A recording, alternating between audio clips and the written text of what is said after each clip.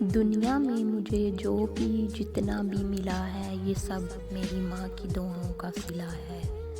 اپنی زبان کی تیزی اس ماں پر نہ آزمائیں جس نے آپ کو حروف حروف بولنا سکھایا ہے۔ حضور پاک صلی اللہ علیہ وآلہ وسلم کا ارشاد ہے، اللہ نے تم پر ماؤں کی نافرمانی اور بدسلوکی کو حرام قرار دیا ہے۔ ماں سے بڑھ کر کوئی نام کیا ہوگا، اس نام کا ہم سے احترام کیا ہوگا۔ جس کے پاؤں کے نیچے جنت ہے اس کے سر کا مقام کیا ہوگا۔ لبوں پہ اس کے بد دعا نہیں ہوتی، بس ایک ماں ہے جو کبھی خفا نہیں ہوتی۔ خوبصورتی کی انتہا دیکھی جب مسکراتے ہوئے میں نے اپنی ماں دیکھی۔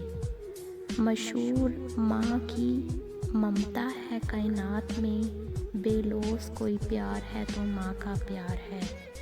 ماں سب کی جگہ لے سکتی ہے لیکن ماں کی جگہ کوئی نہیں لے سکتا۔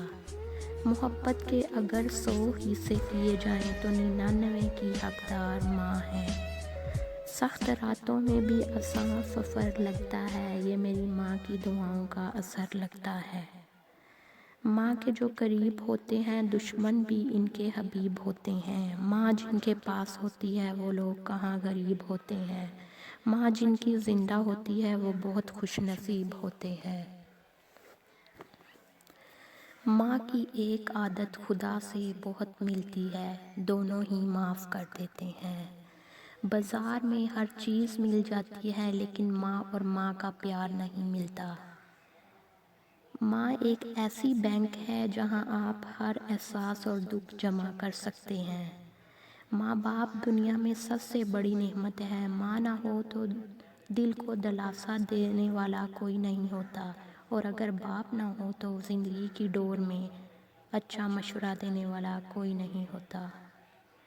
ماں باپ کی دعائیں تسبیح کے دانوں کی طرح ہوتی ہیں جو اپنے بچوں کے حق میں ہر وقت ہر پل تسبیح کے دانوں کی طرح چلتی رہتی ہیں۔ اللہ پاک سے یہ دعا مانگنے والے ہاتھ ہمیشہ سلامت رہیں، آمین۔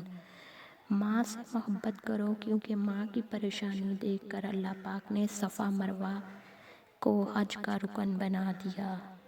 حضور پاک صلی اللہ علیہ وسلم نے فرمایا، اگر میری ماں زندہ ہوتی تو میں نماز میں اللہ کے حضور کھڑا ہوتا، ماں آواز دیتی اور میں نماز چھوڑ کر دوڑ کر ماں کے پاس چلا جاتا اور دنیا والوں کو بتاتا کہ ماں کی عظمت کیا ہوتی ہے۔